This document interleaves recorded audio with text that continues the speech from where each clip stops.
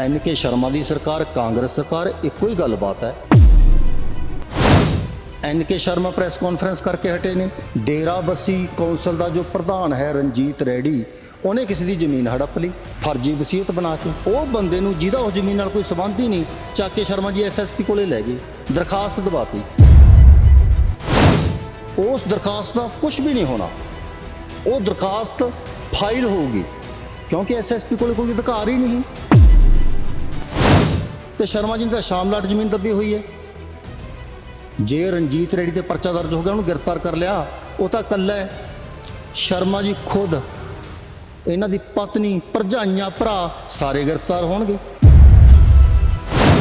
ਮੈਂ ਹਾਂ ਤੁਹਾਡਾ ਦੋਸਤ ਤੇ ਹੋਸਟ ਆਕਾਸ਼ਦੀਪ ਸਿੰਘ। ਤੁਸੀਂ ਜੁੜੇ ਹੋ 10 ਸਟੋਰੀ ਟੀਵੀ ਨਾਲ। ਸਿਆਸਤ ਦਾ ਦੌਰ ਆ, ਪੰਜਾਬ ਦੇ ਇਲੈਕਸ਼ਨ 2022 ਦੇ ਨੇੜੇ ਨੇ, ਇਲਜ਼ਾਮਾਂ ਦਾ ਦੌਰ ਵੀ ਜਾਰੀ ਆ। ਉਸੇ ਤਰ੍ਹਾਂ ਕੁਝ ਗਰੁੱਪ, ਕੁਝ ਸਿਆਸੀ ਪਾਰਟੀਆਂ ਵੱਲੋਂ ਹਰ ਇੱਕ ਦੇ ਇਲਜ਼ਾਮ ਲਾਇਆ ਜਾਂਦਾ। ਅੱਜ ਸਾਡੇ ਨਾਲ ਮੌਜੂਦ ਨੇ ਕਾਮਨ ਲੈਂਡ ਪ੍ਰੋਟੈਕਸ਼ਨ ਦੇ ਚੇਅਰਮੈਨ ਤੇ ਫਾਊਂਡਰ, ਜਿਨ੍ਹਾਂ ਦਾ ਕਹਿਣਾ ਕਿ NK ਸ਼ਰਮਾ ਵੱਲੋਂ ਡੇਰਾਬੱਸੀ ਦੇ ਏਰੀਏ ਦੇ ਵਿੱਚ ਜਾਂ ਆਪਣੇ ਹਲਕੇ ਦੇ ਵਿੱਚ ਕੁਝ ਨਜਾਇਜ਼ ਪ੍ਰਾਪਰਟੀਆਂ ਦੀਆਂ ਸ਼ਾਮ ਲਾਈਟਾਂ ਤੇ ਕਬਜ਼ੇ ਕੀਤੇ ਗਏ। ਆਓ ਉਹਨਾਂ ਤੋਂ ਜਾਣਦੇ ਕੀ ਕਾਰਨ ਆ, ਕਿਉਂ ਕਿਹਾ ਜਾ ਰਿਹਾ ਕਿ ਇਹਨਾਂ ਦੇ ਕਬਜ਼ੇ ਕੀਤੇ ਜਾ ਰਹੇ, ਇਹਨਾਂ ਦਿਨਾਂ ਵਿੱਚ ਹੀ ਕਿਉਂ ਕਿਹਾ ਜਾਂਦਾ ਕਬਜ਼ੇ ਕੀਤੇ। ਇਸ ਤੋਂ 4-5 ਸਾਲ ਪਹਿਲਾਂ ਵੀ ਫ੍ਰੀ ਸੀ, ਉਹਨਾਂ ਕੋਲ ਸਮਾਂ ਵੀ ਸੀ, ਅੱਜ ਹੀ ਕਿਉਂ ਕਿਹਾ। ਆਓ ਉਹਨਾਂ ਤੋਂ ਜਾਣਨ ਦੀ ਕੋਸ਼ਿਸ਼ ਕਰਦੇ ਹਾਂ। ਪਟਵਾਰੀ ਸਾਹਿਬ, ਕੀ ਕਾਰਨ ਹੈ ਅੱਜ ਹੀ ਕਿਉਂ ਇਹ ਇਲਜ਼ਾਮਾਂ ਦਾ ਦੌਰ ਸ਼ੁਰੂ ਹੁੰਦਾ ਜਦੋਂ ਸਿਆਸਤ ਭਖੀ ਹੁੰਦੀ ਹੈ? ਸਰਕਾਰਾਂ ਜਿਹੜੀ ਅੱਜ ਗੱਲਬਾਤ ਕਰ ਰਹੇ ਹਨ ਕਿ ਸ਼ਰਮਾ ਦੇ ਵਿਰੁੱਧ ਕਰ ਰਹੇ ਆ, ਇਹ ਲੋਕਾਂ ਨੂੰ ਲੱਗਦਾ ਹੈ ਕਿ ਵੱਖਰੀਆਂ ਵੱਖਰੀਆਂ ਸਰਕਾਰਾਂ ਨੇ। NK ਸ਼ਰਮਾ ਦੀ ਸਰਕਾਰ ਕਾਂਗਰਸ ਸਰਕਾਰ ਇੱਕੋ ਹੀ ਗੱਲਬਾਤ ਹੈ। ਕਿਸੇ ਸਰਕਾਰ ਨੇ ਕਿਸੇ ਦੀ ਕੋਈ ਲੱਤ ਨਹੀਂ ਤੋੜਨੀ ਹੁੰਦੀ। ਥੋੜੇ ਦਿਨ ਪਹਿਲਾਂ NK ਸ਼ਰਮਾ ਪ੍ਰੈਸ ਕਾਨਫਰੰਸ ਕਰਕੇ ਹਟੇ ਨੇ ਕਿ ਡੇਰਾਬੱਸੀ ਕੌਂਸਲ ਦਾ ਜੋ ਪ੍ਰਧਾਨ ਹੈ ਰਣਜੀਤ ਰੈਡੀ, ਉਹਨੇ ਕਿਸੇ ਦੀ ਜ਼ਮੀਨ ਹੜਪ ਲਈ ਫਰਜ਼ੀ ਵਸੀਅਤ ਬਣਾ ਕੇ। ਉਹਦੇ ਵਿੱਚ ਪਟਵਾਰੀ ਵੀ ਇਨਵੋਲਵ, ਕਾਨੂੰਗੋ ਵੀ ਇਨਵੋਲਵ, ਤਹਿਸੀਲਦਾਰ ਵੀ ਇਨਵੋਲਵ। ਸਾਰਿਆਂ ਦੇ ਵਿਰੁੱਧ ਕਾਰਵਾਈ ਕੀਤੀ ਜਾਵੇ।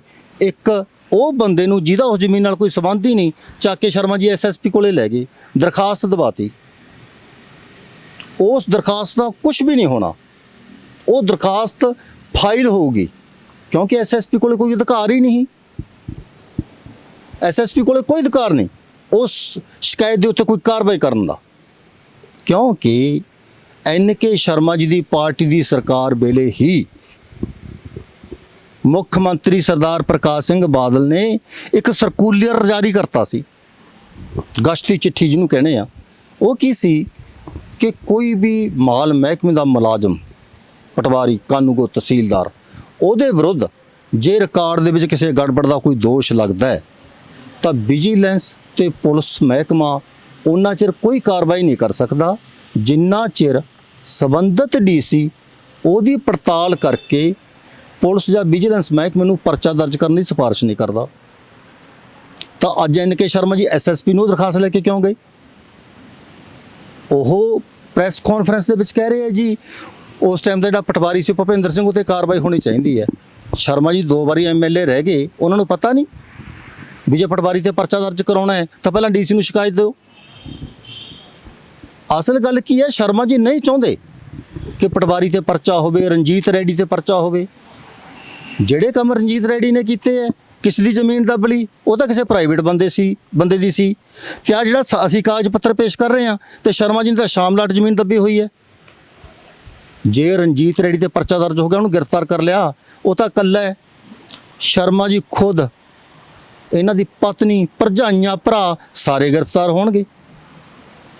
ਇਸ ਲਈ ਸ਼ਰਮਾ ਜੀ ਜਿਹੜੀ ਗੱਲਬਾਤ ਕਹਿ ਰਹੇ ਆ ਨਾ ਕਿ ਜੀ ਉਹਨੇ ਆਹ ਕੰਮ ਕਰਤਾ ਜੀ, ਉਹਨੂੰ ਗ੍ਰਿਫਤਾਰ ਕਰੋ। ਜੇ ਗ੍ਰਿਫਤਾਰੀ ਕਰਵਾਉਣਾ ਹੈ, ਤੁਸੀਂ DC ਨੂੰ ਸ਼ਿਕਾਇਤ ਕਿਉਂ ਨਹੀਂ ਦਿੱਤੀ?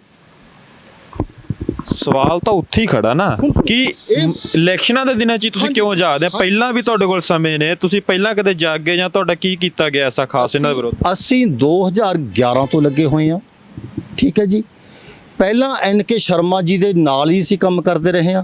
ਉਹਨਾਂ ਨੇ ਸਾਨੂੰ ਪੁੱਛਦੇ ਰਹੇ ਹੈ, ਦੱਸੋ ਯਾਰ ਇਹ ਜਿਹੜੀ ਤੁਹਾਡੇ ਨਾਗਲੇ ਪਿੰਡ ਦੀ ਸ਼ਾਮਲਾਤ ਜ਼ਮੀਨ ਹੈ, ਇਹਦੇ ਉੱਤੇ ਜਿਹੜਾ ਇਹ ਕਬਜ਼ਾ ਕਰ ਲਿਆ ਇਹਨਾਂ ਨੇ, ਕੇਬਲ ਗਰਗ ਨੇ ਤੇ ਸ਼ਿਪਰਾ ਕੰਪਨੀ ਨੇ, ਇਹਦਾ ਪਟਵਾਰੀ ਸਾਹਿਬ ਕੀ ਹੱਲ ਹੋ ਸਕਦਾ? ਸਾਨੂੰ ਤਾਂ ਐਂ ਸੀ ਵੀ ਸ਼ਰਮਾ ਜੀ ਸਾਡੀ ਮਦਦ ਕਰ ਰਹੇ ਹੈ, ਇਹਨਾਂ ਕੰਪਨੀਆਂ ਦੇ ਵਿਰੁੱਧ ਹੈ। ਸੱਚਾਈ ਸਾਹਮਣੇ ਇਹ ਆਈ ਕਿ ਸ਼ਰਮਾ ਜੀ ਦਾ ਖੁਦ ਉਸੇ ਬੈਂਕ ਦਾ ਇੱਕ ਹਿੱਸਾ ਨੇ, ਪਾਰਟ ਨੇ। ਡੇਰਾਬੱਸੀ ਦੇ ਵਿੱਚ ਇੱਕ ਪਿੰਡ ਹੈ ਜੌਲਾ, ਉੱਥੋਂ ਦੇ ਇੱਕ ਜਥੇਦਾਰ ਨਰਮੈਲ ਸਿੰਘ ਜੌਲਾ ਹਨ। ਜਿਹੜੇ ਕਿ ਸ਼੍ਰੋਮਣੀ ਗੁਰਦੁਆਰਾ ਪ੍ਰਬੰਧਕ ਕਮੇਟੀ ਸ਼੍ਰੀ ਅੰਮ੍ਰਿਤਸਰ ਦੇ ਮੈਂਬਰ ਹਨ। ਉਹਨਾਂ ਦਾ ਭਰਾ ਗੁਰਮੀਤ ਸਿੰਘ ਨੰਬਰਦਾਰ ਹੈ।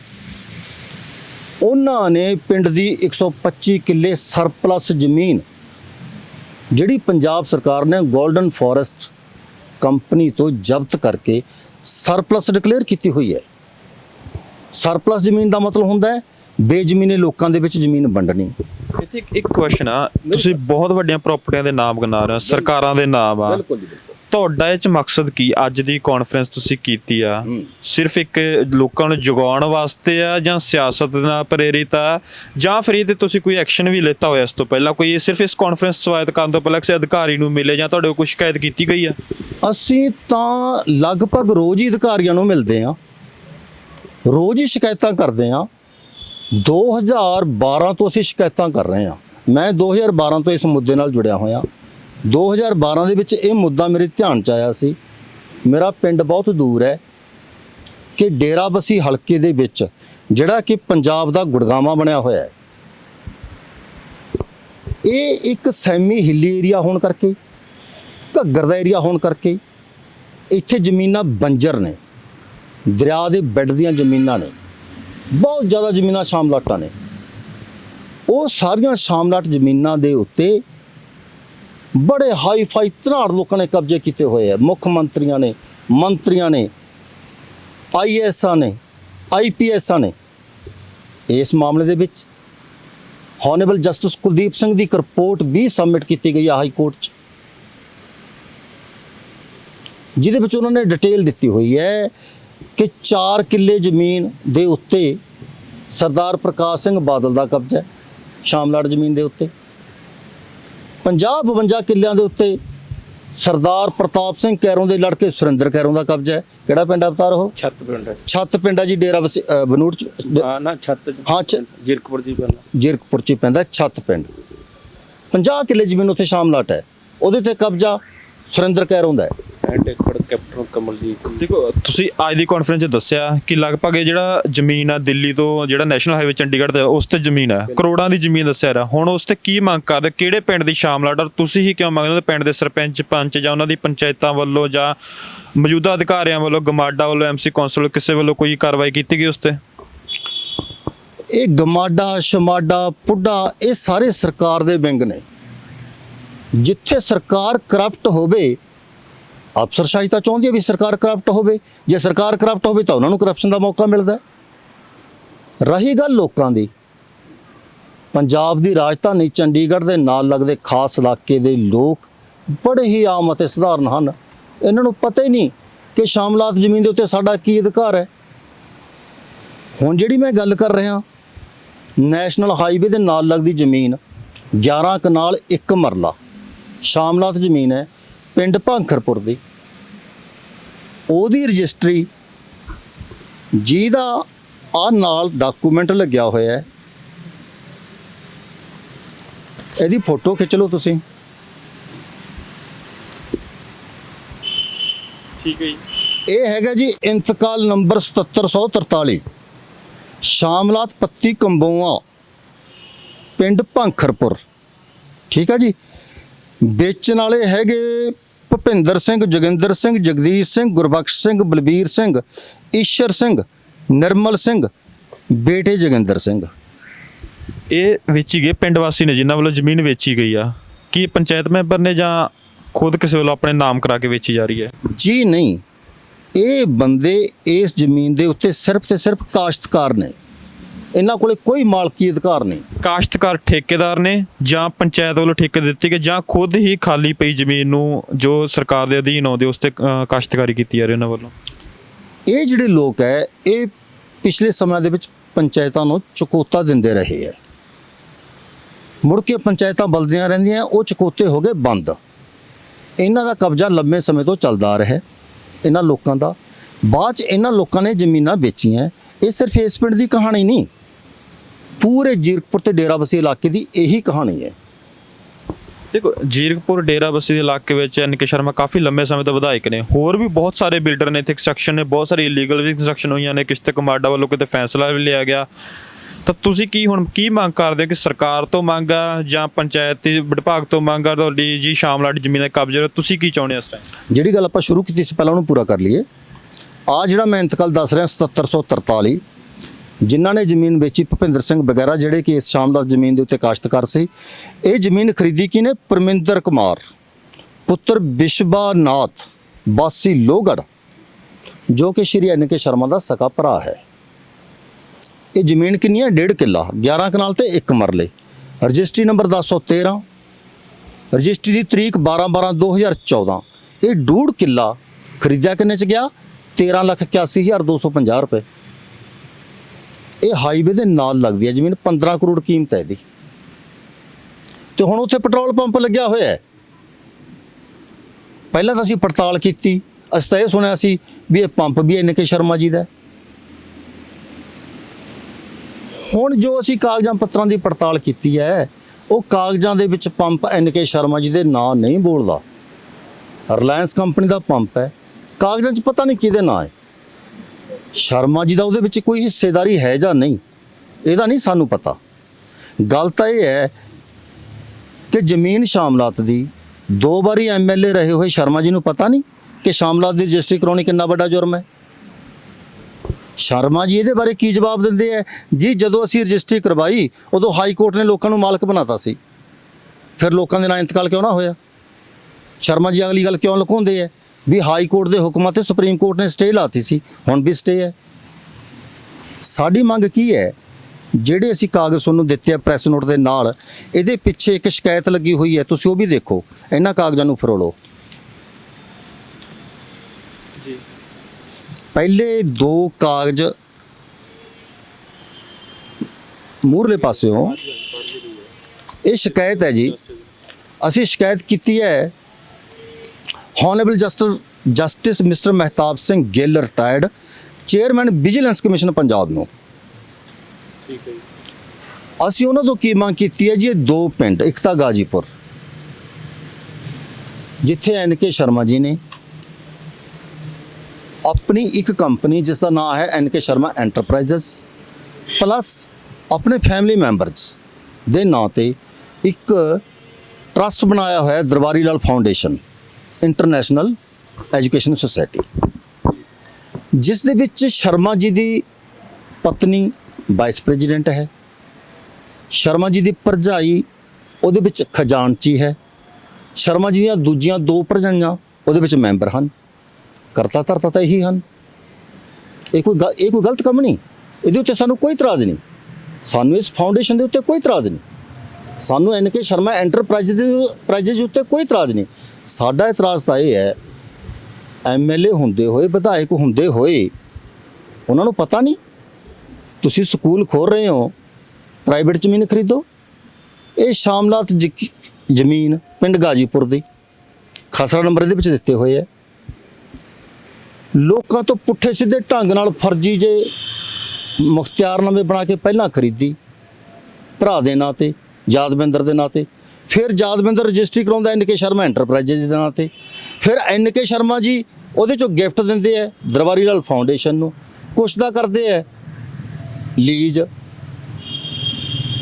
ਆਮ ਅਨਪੜ੍ਹ ਬੰਦਾ ਹੋਵੇ ਤਾਂ ਕਹਿ ਦੂ ਵੀ ਜੀ ਮੈਨੂੰ ਤਾਂ ਇਹਦੇ ਬਾਰੇ ਪਤਾ ਨਹੀਂ ਸੀ। ਜਿਹੜੀਆਂ ਗੱਲਾਂ ਕਿਤੇ ਆਮ ਪਬਲਿਕ ਦੇ ਤਾਂ ਇਹ ਸਮਝ ਨਹੀਂ ਆ ਕਿ ਹਰ ਕੋਈ ਨਾ ਪੜ੍ਹਿਆ ਲਿਖਿਆ ਨਹੀਂ। ਤੁਸੀਂ ਪੜ੍ਹੇ ਲਿਖੇ ਹੋ, ਤੁਸੀਂ ਕਦੇ ਇਸ ਤੋਂ ਬਾਅਦ ਤੁਹਾਡੀ ਦੋਸਤੀ ਰਹੀ ਪਹਿਲਾਂ N.K. ਸ਼ਰਮਾ, ਤੁਸੀਂ ਕਿਹਾ ਸਾਡੀ ਜਾਣ ਪਛਾਣ ਦੇ, ਸਾਨੂੰ ਪੁੱਛਦੇ ਰਹੇ ਨੇ। ਹੁਣ ਇਹ ਸਾਰਾ ਇਸ਼ੂ ਹੋਣ ਤੋਂ ਬਾਅਦ ਕਿ N.K. ਸ਼ਰਮਾ ਨੂੰ ਮਿਲੇ ਜਾਂ ਉਹਨਾਂ ਨਾਲ ਵਿਸਤਾਰਪੂਰਵਕ ਗੱਲ ਕੀਤੀ ਵੀ ਕਿਉਂ ਕੀਤਾ ਜਾ ਰਿਹਾ? ਤੁਹਾਨੂੰ ਦੱਸ ਰਹੇ ਹਾਂ ਜੀ ਕਿ ਜਦੋਂ ਪਿੰਡ ਜੌਲਾ ਵਾਲੀ ਕਹਾਣੀ ਸਾਹਮਣੇ ਆਈ, ਜਿਹੜੀ ਸਾਡੇ ਆਪ ਦੇ ਪਿੰਡ ਨਗਲਾ ਦੀ 600 ਬਿੱਗੇ ਸ਼ਾਮਲਾਤ ਜ਼ਮੀਨ ਹੈ, ਜਿਹੜੀ ਕਿ ਇਲਾਕੇ ਦੇ ਵੱਡੇ ਬਿਲਡਰ ਤੇ ਇੰਡਸਟਰੀਅਲਿਸਟ ਮਿਸਟਰ ਕੇਵਲ ਗਰਗ ਨੇ ਕਬਜ਼ਾ ਕਰਕੇ ਅਫਸਰਾਂ ਦੇ ਨਾਲ ਮਿਲ ਕੇ, ਸਰਪੰਚਾਂ ਨਾਲ ਮਿਲ ਕੇ ਕਬਜ਼ਾ ਕੀਤਾ, ਆਪਦੇ ਨਾਂ ਰਜਿਸਟਰੀਆਂ ਕਰਵਾਈਆਂ, ਅੱਗੇ ਸ਼ਿਪਰਾ ਕੰਪਨੀ ਨੂੰ ਤੇ ਹੋਰ ਕੰਪਨੀਆਂ ਨੂੰ ਵੇਚੀ, ਕਰੋੜਾਂ 'ਚ ਖਰੀਦੀ, ਅਰਬਾਂ 'ਚ ਵੇਚੀ। ਉਹਦੇ ਬਾਰੇ ਸ਼ਰਮਾ ਜੀ ਨਾਲ ਸਾਡੀ ਗੱਲਬਾਤ ਹੁੰਦੀ ਰਹਿੰਦੀ ਸੀ। ਉਹ ਕਹਿੰਦੇ ਸੀ ਵੀ ਠੀਕ ਹੈ, ਉੱਥੇ ਚਿੱਠੀ ਲਿਖ ਦਿਓ, ਉੱਥੇ ਚਿੱਠੀ ਲਿਖ ਦਿਓ। ਸਾਨੂੰ ਤਾਂ ਇਹੀ ਸੀ ਵੀ ਸਾਡੀ ਮਦਦ ਕਰ ਰਹੇ ਨੇ। ਤੇ ਉਹਨਾਂ ਚਿੱਠੀਆਂ 'ਚ ਉਹਨਾਂ ਦੇ ਕਹਿਣ 'ਤੇ ਜਿਹੜੀਆਂ ਲਿਖਿਆ ਕੁਝ ਹੋਇਆ ਨਹੀਂ, ਤੇ ਹੁਣ ਅਸੀਂ ਚਿੱਠੀਆਂ ਲਿਖ ਰਹੇ ਹਾਂ। ਲੋਕਾਂ ਦੇ ਅੰਦਰ ਵੀ ਕੁਛ ਜਾਗਰੂਕਤਾ ਪੈਦਾ ਹੋਣ ਲੱਗੀ ਹੈ। ਅਸੀਂ ਦੱਸਦੇ ਹਾਂ ਲੋਕਾਂ ਨੂੰ, ਸ਼ਾਮਲਾਤ ਦੀ ਜ਼ਮੀਨ ਨਾ ਸਰਕਾਰ ਦਾ ਉਹਦੇ ਦਾ ਕੋਈ ਲੈਣਾ ਦੇਣਾ ਹੈ। ਸਰਕਾਰ ਨੂੰ ਕੋਈ ਅਧਿਕਾਰ ਨਹੀਂ ਸ਼ਾਮਲਾਤ ਜ਼ਮੀਨ ਦਾ ਕਿ ਉਹ ਕਿਸੇ ਨੂੰ ਅੱਗੇ ਚੱਕ ਕੇ ਕੁਝ ਕਰ ਸਕੇ। ਜੇਕਰ ਲੋਕ ਸਹਿਮਤ ਹੋਣਗੇ, ਗ੍ਰਾਮ ਸਭਾ ਸਹਿਮਤ ਹੋਵੇ, ਪਿੰਡ ਦੀ ਪੰਚਾਇਤ ਸਹਿਮਤ ਹੋਵੇ, ਉਹ ਜੋ ਮਰਜ਼ੀ ਕਰਨ, ਤਬਾਦਲਾ ਕਰਨ, ਉਹਦੇ ਉੱਤੇ ਕੋਈ ਇੰਡਸਟਰੀ ਲਾਉਣ, ਕੁਝ ਵੀ ਕਰਨ, ਪਰ ਇਹ ਜ਼ਮੀਨਾਂ ਵੇਚੀਆਂ ਗਈਆਂ। ਜੌਲਾ ਪਿੰਡ ਦੀ 125 ਕਿੱਲੇ ਜ਼ਮੀਨ ਸਰਪਲਸ ਦੀ, ਸ਼ਰਮਾ ਜੀ ਨਾਲ ਗੱਲ ਹੋਈ, ਕਹਿੰਦੇ ਵੀ ਠੀਕ ਹੈ, ਕੀ ਕਰਨਾ ਚਾਹੀਦਾ ਹੈ? ਮਾਂ ਜੀ ਇੱਕ ਤਾਂ ਡੀਸੀ ਨੂੰ ਚਿੱਠੀ ਲਿਖੀਏ, ਇੱਕ ਪ੍ਰੈਸ ਕਾਨਫਰੰਸ ਕਰੀਏ। ਉਹ ਜੌਲਾ ਜੀ ਕਹਿੰਦੇ ਇਹ ਤਾਂ ਜੀ ਐਨ.ਕੇ. ਸ਼ਰਮਾ ਦੇ ਬੰਦੇ ਹੈ। ਹੁਣ ਅੱਜ ਅਸੀਂ ਐਨ.ਕੇ. ਸ਼ਰਮਾ ਜੀ ਦੇ ਵਿਰੁੱਧ ਦੱਸ ਰਹੇ ਹਾਂ, ਚਿੱਠਾ ਖੋਲ ਰਹੇ ਹਾਂ। ਹੁਣ ਐਨ.ਕੇ. ਸ਼ਰਮਾ ਜੀ ਕੀ ਕਹਿਣਗੇ? ਤਾਂ ਜੀ ਢਿੱਲੋਂ ਦੇ ਬੰਦੇ ਹੈ। ਹੋ ਸਕਦਾ ਕੱਲ੍ਹ ਨੂੰ ਅਸੀਂ ਢਿੱਲੋਂ ਦੇ ਸਾਹਿਬ ਵੀ ਸਾਡੇ ਕੋਲ ਜਦੋਂ ਕੋਈ ਕਾਗਜ਼ ਪੱਤਰ ਆ ਗਿਆ, ਸਾਨੂੰ ਕੋਈ ਸੰਗ ਸ਼ਰਮ ਤਾਂ ਹੈ ਨਹੀਂ, ਬਸ਼ਰਮਤੀ ਵੀ ਮੰਗੋ। ਨਾ ਕੋਈ ਸੰਗ ਨਾ ਸ਼ਰਮ, ਨਾ ਹੀ ਹੁੰਦੀ ਕੋਈ ਹਿੱਚ, ਬੋਲੇ ਚਬਰ ਚਬਰ ਖੜ ਬੰਦਿਆਂ ਦੇ ਵਿੱਚ। ਅਵਤਾਰ ਜੀ, ਮੈਂ ਤੁਹਾਡੇ ਤੋਂ ਜਾਣਨਾ ਚਾਹਾਂ, ਤੁਸੀਂ ਕੁਝ ਟਾਈਮ ਪਹਿਲਾਂ ਵਿਗਲੂ ਵਜਾਇਆ ਸੀ, ਕੁਝ ਟਾਈਮ ਤੁਸੀਂ ਟੈਂਕੀ ਤੇ ਚੜ ਰਹੇ, ਕੀ ਕਾਰਨ ਰਹੇ ਤੇ ਕਿਉਂ ਉਤਰਨਾ ਪਿਆ? ਜੋ ਤੁਹਾਡੀ ਮੰਗ ਤਾਂ ਪੂਰੀ ਹੋਈ ਨਹੀਂ ਸੀ ਸ਼ਾਇਦ। ਸਾਡੀ ਜਿਹੜੀ ਸਫੈਦੇ ਤੇ ਪੇੜ ਤੇ 15 ਅਪ੍ਰੈਲ 2011 ਨੂੰ ਮੈਂ ਚੜ੍ਹਿਆ ਸੀ। ਸਭ ਤੋਂ ਪਹਿਲਾਂ ਮੈਂ ਗਮਾਂਡਾਂ ਦੇ ਵਿੱਚ ਬਲਵੀਰ ਸਿੰਘ ਢੋਲ, ਜੋ ਕਲੈਕਟਰ ਲੈਂਡ ਐਕੁਜੀਸ਼ਨ ਪੁੱਡਾ ਸੀ, ਜਦੋਂ ਇਹ PR7 200 ਫੁੱਟ ਚੌੜੀ ਸੜਕ ਲਈ ਜ਼ਮੀਨ ਅਕਵਾਇਰ ਕਰ ਰਹੀ ਸੀ ਗਵਰਨਮੈਂਟ, ਉਦੋਂ ਫਿਰ ਮੈਂ RTI ਲਾਈ ਸੀ ਵੀ ਇਹ ਨੋਟੀਫਿਕੇਸ਼ਨ ਦੀ ਕਾਪੀ ਦਿੱਤੀ ਜਾਵੇ, ਕਿਸ ਪਰਪਸ ਵਾਸਤੇ ਜ਼ਮੀਨ ਅਕਵਾਇਰ ਕੀਤੀ ਜਾ ਰਹੀ ਹੈ। ਪਰ ਇੱਥੋਂ 11 ਫੇਸ ਤੋਂ ਲੈ ਕੇ ਪਟਿਆਲਾ ਲਾਈਟ ਪੁਆਇੰਟ ਤੱਕ PR7 200 ਫੁੱਟ ਚੌੜੀ ਸੜਕ ਦਾ ਨੋਟੀਫਿਕੇਸ਼ਨ ਜਾਰੀ ਕਰਕੇ ਜਿਹੜੀ ਸਾਈਡਾਂ ਦੋਨੇ ਪਾਸੇ ਰੋਡ ਦੇ 10-10 ਏਕੜ ਜ਼ਮੀਨਦਾਰਾਂ ਤੋਂ ਉਸੇ ਰੇਟ ਦੇ ਉੱਤੇ ਕਲੈਕਟਰ ਵੱਲੋਂ 1.5 ਕਰੋੜ ਦੇ ਹਿਸਾਬ ਨਾਲ 1 ਕਰੋੜ 20 ਲੱਖ ਦੇ ਹਿਸਾਬ ਨਾਲ ਜ਼ਿਮੀਂਦਾਰਾਂ ਨੂੰ ਪੈਸੇ ਦੇ ਕੇ, ਕੰਪਨੀਆਂ ਤੋਂ ਪੈਸੇ ਬੈਂਕ 'ਚ ਪਵਾ ਕੇ ਤੇ ਉਹਨਾਂ ਜ਼ਿਮੀਂਦਾਰਾਂ ਤੋਂ ਪਾਵਰ ਆਫ ਅਟਾਰਨੀ ਲੈ ਕੇ ਉਹਨਾਂ ਨੂੰ ਬਾਹਰ ਕੱਢਤਾ। ਤੇ ਅੱਜ ਉੱਥੇ ਐਰੋ ਸਿਟੀ ਸੈਕਟਰ ਬਣੇ ਹੋਏ ਆ, ਜਿਹਦੇ ਵਿੱਚ 100 ਗਜ਼ ਦਾ ਪਲਾਟ 70 ਲੱਖ ਦਾ ਵਿਕ ਰਿਹਾ ਹੈ। ਇਸ ਦੇ ਲਈ ਫਿਰ ਜਦੋਂ RTI 'ਚ ਤਸੱਲੀ ਬਖਸ਼ ਜਵਾਬ ਨਹੀਂ ਆਇਆ ਤੇ ਮੈਨੂੰ ਫਿਰ 29 ਦਿਨ ਜਿਹੜਾ ਸਫੈਦੇ ਤੇ ਪੇੜ ਤੇ ਬੈਠ ਕੇ ਧਰਨਾ ਦੇਣਾ ਪਿਆ, ਜਿਹਦੇ ਵਿੱਚ 15 ਅਪ੍ਰੈਲ ਤੋਂ ਲੈ ਕੇ 11 ਤੋਂ 14 ਮਈ ਤੱਕ 2011 ਤੱਕ ਮੈਂ ਸਫੈਦੇ ਦੇ ਪੇੜ ਤੇ ਰਿਹਾ। ਤੇ ਮੈਨੂੰ ਉਹਨਾਂ ਨੇ ਸਾਰਾ ਰਿਕਾਰਡ, ਜੋ ਨਗਲੇ ਪਿੰਡ ਦਾ ਸੀਗਾ, ਇੱਕ ਸਿਪਰਾ ਸਟੇਟ ਕੰਪਨੀ ਸੀਗੀ ਜੋ ਪਿੰਡ ਨਗਲਾ, ਸਤਾਵਗੜ੍ਹ, ਭੰਖਰਪੁਰ, ਬਾਕਰਪੁਰ, 4 ਪਿੰਡਾਂ ਦੀ ਜਿਹੜੀ 1170 ਏਕੜ ਦਾ ਸੁਪਰ ਮੈਗਾ ਪ੍ਰੋਜੈਕਟ ਦਾ ਜਿਹੜਾ ਹੈ ਸਰਕਾਰ ਨਾਲ ਐਗਰੀਮੈਂਟ ਹੋਇਆ ਸੀ ਇੰਡਸਟਰੀ ਡਿਪਾਰਟਮੈਂਟ ਤੋਂ। ਜਦੋਂ ਫਿਰ 29 ਦਿਨ ਬਾਅਦ ਤੇ DC ਵੱਲੋਂ 20 ਦਿਨਾਂ ਦੇ ਵਿੱਚ ਪੜਤਾਲ ਕਰਕੇ ਕਾਰਵਾਈ ਕਰਨ ਲਈ ਲਿਖਿਆ ਗਿਆ ਸੀ। ਉਸ ਤੋਂ ਬਾਅਦ DRO ਨੇ ਪੜਤਾਲ ਰਿਪੋਰਟ 'ਚ ਸੁਖਨਾ ਪੇਪਰ ਮਿਲ ਕੰਪਨੀ ਨੂੰ ਕਸੂਰਵਾਰ ਠਹਿਰਾਤਾ ਸੀ ਤੇ 15/9/2011 ਨੂੰ ਚੰਡੀਗੜ੍ਹ SSP ਚਾਲ ਸਾਹਿਬ ਹੁੰਦੇ ਸੀ, ਜਿਨ੍ਹਾਂ ਨੇ 39 ਸੈਕਟਰ ਨਾਕਾ ਸ਼ੋਅ ਕਰਕੇ ਮੇਰੇ ਤੇ NDP ਐਕਟ, ਅਣਥਰੇਜ ਅਸਲਾ, ਨਸ਼ੀਲੇ ਪਦਾਰਥਾਂ ਦੇ ਤਹਿਤ ਤੇ ਪਰਚਾ ਦਰਜ ਕਰਨ ਦੀ ਨਾਕਾ ਲਾ ਕੇ ਸਕੀਮ ਬਣਾਈ ਵੀ ਤਾਂ ਜੋ ਇਹਨੂੰ ਚੰਡੀਗੜ੍ਹ ਦੇ ਵਿੱਚ ਜੇਲ੍ਹ 'ਚ ਸੁੱਟ ਦਾਂਗੇ। ਤੇ ਉਸ ਤੋਂ ਬਾਅਦ ਪ੍ਰੈਸ ਮੀਡੀਆ ਮੌਕੇ ਤੇ ਪਹੁੰਚਣ ਤੇ ਨਾ ਕੋਈ ਨਾਕਾ ਮਿਲਿਆ, ਨਾ ਹੀ ਇਤਰਾਜ਼ਯੋਗ ਕਿਸੇ ਗੱਡੀ 'ਚੋਂ ਕੋਈ ਸਮੱਗਰੀ ਮਿਲੀ। ਉਸ ਤੋਂ ਬਾਅਦ ਮੈਂ ਜੇਲ੍ਹ 'ਚ ਰਿਹਾ, ਮੇਰੇ ਤੇ 22 ਮੁਕੱਦਮੇ ਦਰਜ ਕਰਕੇ ਤੇ ਮੈਂ ਮਾਡਲ ਜੇਲ੍ਹ 'ਚ 18 ਮਹੀਨੇ ਕਸਟਡੀ ਦੌਰਾਨ 113 ਦਿਨ ਭੁੱਖ ਹੜਤਾਲ ਰੱਖੀ ਤੇ ਜਿਹਦੇ ਵਿੱਚ 17 ਕੇਸਾਂ 'ਚੋਂ ਬਰੀ ਹੋ ਕੇ ਬਾਹਰ ਆਇਆ। ਫਿਰ ਪਟਵਾਰੀ ਜੀ ਮੇਰੇ ਨਾਲ ਸੀਗੇ, 2012 ਤੋਂ ਅਸੀਂ ਇਕੱਠੇ ਕੰਮ ਕਰ ਰਹੇ ਹਾਂ। ਫਿਰ ਇਹਨਾਂ ਦੇ ਉੱਤੇ ਵੀ ਪਰਚਾ ਦਰਜ ਕਰਕੇ ਪਟਿਆਲੇ ਜੇਲ੍ਹ 'ਚ ਗੇਰਤਾ ਵੀ ਇਸ ਕਰਕੇ 20-22 ਮੁਕੱਦਮੇ ਅਵਤਾਰ ਸਿੰਘ ਤੇ ਵੀ ਜੇ ਕੱਲੇ ਕੇਸ 'ਚ ਸਾਲ 2-2 ਸਾਲ ਸਜ਼ਾ ਸੁਣਾਈ ਤਾਂ ਵੱਖਰੀ ਜੇਲ੍ਹ ਕੱਟਣੀ ਪੈਣੀ ਹੈ ਤੇ 20-22 ਸਾਲ ਇਹਨੂੰ ਬਾਹਰ ਨਹੀਂ ਆਉਣ ਦੇਵਾਂਗੇ। ਮੈਂ ਧੰਨਵਾਦ ਕਰਦਾ ਜਿਹੜੀਆਂ ਮੇਰੀ ਜੇਲ੍ਹ ਪ੍ਰਸ਼ਾਸਨ ਚੰਡੀਗੜ੍ਹ ਵੱਲੋਂ ਐਪਲੀਕੇਸ਼ਨਾਂ ਉਪ ਰਾਸ਼ਟਰਪਤੀ, ਰਾਸ਼ਟਰਪਤੀ, ਪ੍ਰਧਾਨ ਮੰਤਰੀ, ਮੁੱਖ ਮੰਤਰੀ, ਸੀਨੀਅਰ ਅਧਿਕਾਰੀਆਂ ਕੋਲ ਦਰਖਾਸਤਾਂ ਭੇਜੀਆਂ, ਜਿਹਦੇ ਤੇ ਸੰਬੰਧਿਤ ਅਦਾਲਤਾਂ ਨੇ ਮੈਨੂੰ ਬਹੁਤ ਜਲਦੀ ਇਨਸਾਫ ਦਿੱਤਾ, ਜਿਹਦੇ 'ਚ ਮੈਂ 17 ਕੇਸਾਂ 'ਚੋਂ ਬਰੀ ਹੋਇਆ। ਅਵਤਾਰ ਸਾਹਿਬ, ਜੋ ਤੁਹਾਨੂੰ ਪਤਾ ਹੈ ਕਿ ਸਰਕਾਰ ਨਾਲ ਜਾਂ ਪੰਗਾ ਲੈਣ ਤੇ ਇੰਨਾ ਵੱਡਾ ਇੱਕ ਵਿਪਤਾ ਪੈ ਰਹੀ ਹੈ, ਤੁਹਾਨੂੰ ਜੇਲ੍ਹਾਂ 'ਚ ਵੀ ਰਹਿਣਾ ਪਿਆ, ਤੁਸੀਂ ਪਟਵਾਰੀ ਸਾਹਿਬ ਰਹੇ, ਤੁਸੀਂ ਪਹਿਲਾਂ ਡਿਸਮਿਸ ਵੀ ਹੋ ਚੁੱਕੇ ਆ, ਫਿਰ ਇਹ ਕਿਉਂ? ਜਦੋਂ ਤੁਹਾਡੀ ਸੁਣਵਾਈ ਨਹੀਂ ਹੋ ਰਹੀ, ਜਦੋਂ ਸਰਕਾਰ ਨਾਲ ਮਿਲ ਕੇ ਜਾਂ ਤੁਸੀਂ ਰਾਸ਼ਟਰਪਤੀ ਤੱਕ ਵੀ ਅਪਰੋਚ ਕਰ ਚੁੱਕੇ ਤੁਹਾਡੇ ਕਹਿਣਾ, ਤਾਂ ਫਿਰ ਇਹ ਕਿਉਂ ਪੰਗਾ ਲਿੱਤਾ ਯਾਰ? ਤੁਹਾਨੂੰ ਪਤਾ ਸੁਣਵਾਈ ਨਹੀਂ ਹੋ ਰਹੀ। ਇਹਦੇ ਵਿੱਚ ਇਹ ਹੈ, ਮੈਂ ਖੁਦ ਸਰਕਾਰੀ ਮੁਲਾਜ਼ਮ ਰਿਹਾ ਸਿਹਤ ਵਿਭਾਗ ਪੰਜਾਬ ਦੇ ਵਿੱਚ। ਮੁੱਖ ਮੰਤਰੀ ਬੇਅੰਤ ਸਿੰਘ ਤੋਂ ਲੈ ਕੇ ਕੈਪਟਨ ਅਮਰਿੰਦਰ ਤੱਕ 2007 ਤੱਕ ਐਜ਼ ਏ ਮੈਡੀਕਲ ਟੀਮ 'ਚ ਡਰਾਈਵਰ ਤੌਰ ਤੇ ਕੰਮ ਕੀਤਾ। ਤੇ ਜਦੋਂ ਮੇਰੇ ਪਿੰਡ ਦਾ ਇੱਕ ਘਪਲਾ 2006 'ਚ ਪੰਚਾਇਤੀ ਜ਼ਮੀਨ ਵੇਚੀ ਗਈ ਹੈ ਤੇ ਮੈਂ ਸਰਪੰਚ ਦੇ ਖਿਲਾਫ ਕੰਪਲੇਂਟ ਕੀਤੀ, ਜਿਸ ਦੇ ਵਿੱਚ ਡਾਇਰੈਕਟਰ ਪੰਚਾਇਤ ਵੱਲੋਂ ਸਰਪੰਚ ਔਰ ਡਿਪਟੀ ਡਾਇਰੈਕਟਰ ਕਲੈਕਟਰ ਲੈਂਡ ਜੋ ਪੰਚਾਇਤ ਦਾ ਪਟਿਆਲੇ ਜਸਵੰਤ ਸਿੰਘ ਬਰਾੜ ਨੂੰ, ਜੋ ਐਕਸ ਮਿਨਿਸਟਰ ਸਾਬਕਾ ਜਿਹੜੇ ਰਣਜੀਤ ਸਿੰਘ ਬ੍ਰਹਮਪੁਰਾ ਜੀ ਨੂੰ ਮੈਂ ਕੰਪਲੇਂਟ ਕੀਤੀ ਸੀ, ਜਿਨ੍ਹਾਂ ਦੀ ਕਾਰਵਾਈ ਦੇ ਉੱਤੇ ਦੋਨੇ ਸਰਪੰਚ ਨੂੰ ਤੇ ਉਹਨਾਂ ਨੂੰ ਸਸਪੈਂਡ ਕੀਤਾ ਗਿਆ।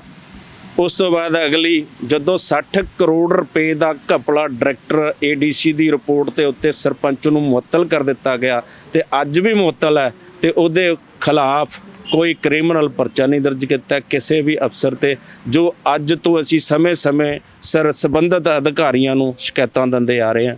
ਜਦੋਂ ਅਸੀਂ ਮੁਕੱਦਮਿਆਂ ਦੇ ਵਿੱਚ ਉਲਝਾਤੇ ਵੀ ਇਹਨਾਂ ਦੀ ਬੋਲਤੀ ਕਿਵੇਂ ਬੰਦ ਕੀਤੀ ਜਾਵੇ ਤੇ ਇੱਕ ਹਥਿਆਰ ਹੈ ਤੇ SHO 6 ਮਹੀਨੇ ਸਾਲ ਬਾਅਦ ਆਉਂਦਾ ਹੈ ਤੇ ਉਹਨੂੰ ਚੱਕ ਕੇ ਕਿਸੇ ਤੋਂ ਭੋਲੇ ਭਾਲੇ ਬੰਦੇ ਤੋਂ ਕੰਪਲੇਂਟ ਕਰਾ ਕੇ ਸੰਗੀਨ ਦੋਸ਼ ਲਾ ਕੇ ਗੇਰ ਦਿੱਤਾ ਜਾਂਦਾ ਹੈ।